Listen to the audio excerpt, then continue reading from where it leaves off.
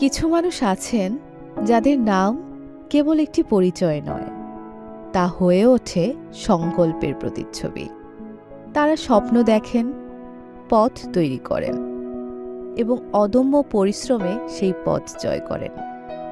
আজ আমরা সেই কিংবদন্তিকেই জানব, যিনি বাংলাদেশের কর্পোরেট ও সামাজিক পরিমণ্ডলে নিজের স্বাক্ষর এঁকেছেন, জনাব নাসির মাহমুদ।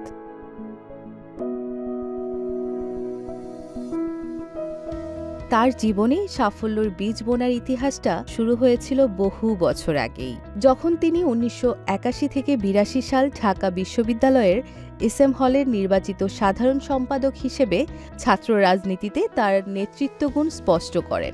ঢাকা বিশ্ববিদ্যালয়ের এসএম হলের অ্যালামনাই অ্যাসোসিয়েশন এর ভাইস প্রেসিডেন্টের দায়িত্বসহ বিভিন্ন গুরুত্বপূর্ণ পদে তার অবদান তাকে এক অনন্য উচ্চতায় নিয়ে যায়। কেবল রাজনীতি নয়, ঢাকা প্রথম বিভাগ ফুটবল লিগে তিনি ছিলেন এক পরিচিত মুখ।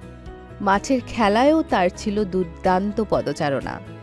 জনাব নাসির মাহমুদ ঢাকা বিশ্ববিদ্যালয়ের সিনেট সদস্য এবং ঢাকা ইউনিভার্সিটির অ্যালামনাই অ্যাসোসিয়েশনের আজীবন সদস্য। আন্তর্জাতিক সামাজিক সংগঠন লায়ন্স ক্লাব অব ঢাকা ক্যাপিটালের সভাপতি এবং ক্যাবিনেট লায়ন্স ক্লাবের জোন চেয়ারপারসন হিসেবে সুনামের সাথে দায়িত্ব পালন করছেন। রিহাব এবং বিএসিআই এর মতো নির্মাণ শিল্পের সংগঠনের সঙ্গেও তিনি যুক্ত। জনাব নাসির মাহমুদ উত্তরা ক্লাবে ২০১৫, ২০১৬ ও ২০১৭ সাল পর্যন্ত টানা ৩ বছর নির্বাচিত সভাপতি হিসেবে সফলতার সাথে দায়িত্ব পালন করেন। উক্ত ৩ বছরে তিনি উত্তরা ক্লাবের ফান্ড হতে টাকা খরচ না করে বিভিন্ন ডোনেশন দ্বারা একটা নতুন ভবন নির্মাণসহ ব্যাপক উন্নয়নের মাধ্যমে উক্ত ক্লাবকে একটি 5 স্টার মানের ক্লাবে রূপান্তরিত করতে সক্ষম হন। তার নেতৃত্বের উজ্জ্বলতম ক্ষেত্র হল ঢাকা বোট ক্লাব লিমিটেড। ২০১৪ থেকে ২০২৪ সাল পর্যন্ত তিনি ছিলেন এর প্রতিষ্ঠাতা সদস্য ও কার্যনির্বাহী কমিটির সদস্য এবং ২০২৪ থেকে ২০২৫ সাল পর্যন্ত নির্বাচিত প্রেসিডেন্ট। অমূল্য অভিজ্ঞতা, ক্লাবের প্রতি ভালোবাসা ও নেতৃত্বের শিক্ষা নিয়েই তিনি ঢাকা বোট ক্লাবের ব্যাপক উন্নয়নের জন্য মনোনিবেশ করেন এবং দৃশ্যমান অনেক উন্নয়ন কর্মকাণ্ড করতে সক্ষম হন। একই সাথে আরও অনেক উন্নয়ন কর্মকাণ্ড বর্তমানে চলমান ও প্রক্রিয়াধীন রয়েছে। ঢাকা বোট ক্লাব ছাড়াও তিনি যুক্ত আছেন Uttara club, Gulshan club, Banani club, all community club, Chittagong seniors club, Barisal club, Sylhet club সহ আরও বেশ কয়েকটি স্বনামধন্য ক্লাবের সাথে। কুঞ্জ ডেভেলপার্স লিমিটেডের চেয়ারম্যান হিসেবে তিনি তার কর্মজীবনের পরিচয় সফলতার সাথে প্রতিষ্ঠিত করেন। তার এই আকাশচুম্বী সাফল্যের পেছনে সবচেয়ে বড় প্রেরণা তার পরিবার, যে প্রেরণা যোগান দিয়েছেন তার সহধর্মিণী নীলা মাহমুদ এবং তার 2 সন্তান সালমান মাহমুদ এবং মাহমুদ আঞ্জুম। ২০০৪ সালে নর্দার্ন ফ্রেন্ডস অ্যান্ড অ্যাসোসিয়েটসের হাত ধরে একটি স্বপ্নের যাত্রা শুরু হয়, যার নাম ঢাকা বোট ক্লাব লিমিটেড। জনাব Nasir Mahmud northern friends and অ্যাসোসিয়েটসের সাধারণ সম্পাদক হিসেবে দায়িত্ব পালন করেন। পরবর্তীতে 7 জন প্রতিষ্ঠাতা সদস্যদের মাধ্যমে ৩০ জুন ২০১৪ সালে ঢাকা বোট ক্লাব লিমিটেড আনুষ্ঠানিকভাবে আত্মপ্রকাশ করে। জমি ক্রয় থেকে শুরু করে বালি ভরাট, ড্যাপ মুক্তিকরণ, পরিবেশ ও পানি উন্নয়ন কর্তৃপক্ষ সহ সরকারি বিভিন্ন সংস্থার অনুমোদনের প্রয়োজনে প্রায় ১.৫ বছর যাবৎ অক্লান্ত পরিশ্রম করে তিনি এই সকল অনুমোদন করাতে সক্ষম হন এবং ২০২১ সালের ফেব্রুয়ারি মাসে সম্পূর্ণরূপে বর্তমান এই ক্লাব ভবন চালু করেন। তার বলিষ্ঠ নেতৃত্বে ক্লাবটি গত ১ বছরে পেয়েছে এক নতুন জীবন। তিনি নির্মাণ করেছেন ঢাকা শহরের অন্যতম বৃহৎ glass house, amber lounge, sky lounge, glass house 2, স্থাপন করেছেন ২০ প্যাসেঞ্জার ক্যাপসুল লিফট। উত্তরে নির্মিত নতুন ৪,৫০০ বর্গফুটের ভবনে বসেছে ৫০০ কেভিএ জেনারেটর সহ নতুন সাবস্টেশন। ক্লাব সংলগ্ন তুরাগ নদীর তীরে জেগে উঠেছে নয়নাভিরাম রিভার ভিউ গার্ডেন, দৃষ্টিনন্দন ওয়াটার ফাউন্টেন এবং আধুনিক রিভার ভিউ লাউঞ্জ, শিশুদের জন্য কিডস জোন, আন্তর্জাতিক মানের বিলিয়ার্ড রুম, নতুন সেলুন, ক্লাব কার্ডস ও লন্ড্রি সেকশন সহ সকল সুযোগ সুবিধা সম্পূর্ণ গার্ডশেড নির্মাণ করা হয়েছে। নতুন জেটি ও 5টি বোট সহ সার্বক্ষণিক বোটিং সুবিধা এখন সদস্যদের জন্য উন্মুক্ত। প্রতিটি ইটে মিশে আছে তার উদ্যম, ভালোবাসা ও কঠোর পরিশ্রমের ফসল। ক্লাবের প্রতিটি উন্নয়নই এখন দৃশ্যমান। জনাব নাসির মাহমুদ ক্লাবের সংস্কৃতি মনা ও ক্রীড়া মোদীদের মাঝে এনেছে এক নতুন উচ্ছ্বাস। তার নেতৃত্বে 2বার ঢাকা চাঁদপুর ঢাকা রিভার ক্রুজিং, বাৎসরিক পিকনিক, গ্র্যান্ড ইফতার পার্টি, পহেলা বৈশাখ উদযাপন, ঈদ পুনর্মিলনী ও মেহেদি উৎসব, president night, members night, full moon musical night ও পিঠা উৎসব, snooker tournament, card competition, inter club অলিম্পিয়াডে সফল অংশগ্রহণ।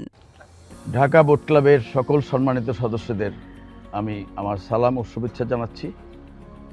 আমি আপনাদের উদ্দেশ্যে বলতে চাই, 2021-এর ফেব্রুয়ারি মাসে এই ভবনটি সম্পূর্ণ করে আমরা চালু করি এবং চালু করার পরে ওই বছরই জুন মাসে একটি ইনসিডেন্টের কারণে আমাকে ষড়যন্ত্রমূলকভাবে 3 বছর এই ক্লাবে আর আসতে দেওয়া হয়নি, অনেকটা গায়ের জোরে এবং হুমকির মাধ্যমে।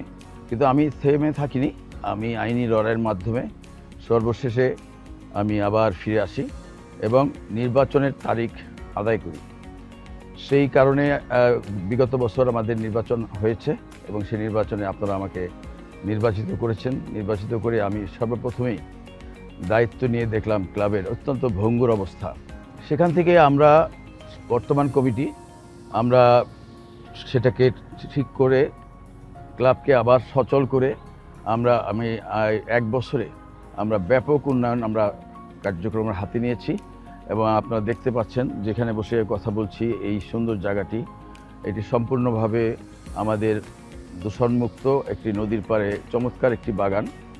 এটি এতই জনপ্রিয়তা পেয়েছে যে শুক্রবার শনিবার এখানে বসতেও দিতে পারি না, এত লোক হয়।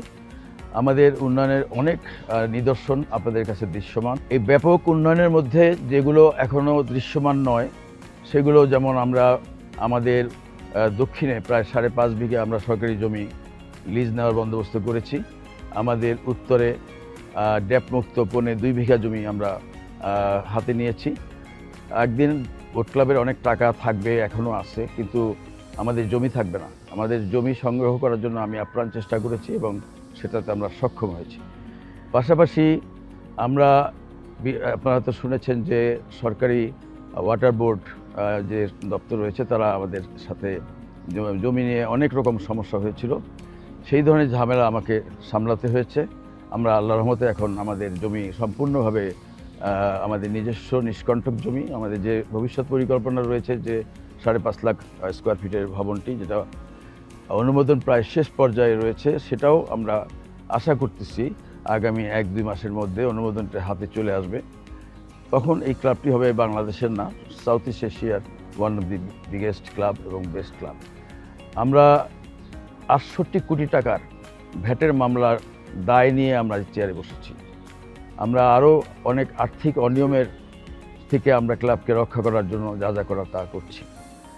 আমরা যে উন্নয়নমূলক কাজগুলো করতেছি সেগুলো যদি আমাদের যে ছন্দটা চলে আসছে, উন্নয়নের যে ছন্দ, সেটা যদি কোনো কারণে ব্যাহত হয় তাহলে বাকি উন্নয়নগুলো ব্যাহত হবে এবং এই ক্লাব অনেকটা পিছিয়ে যাবে।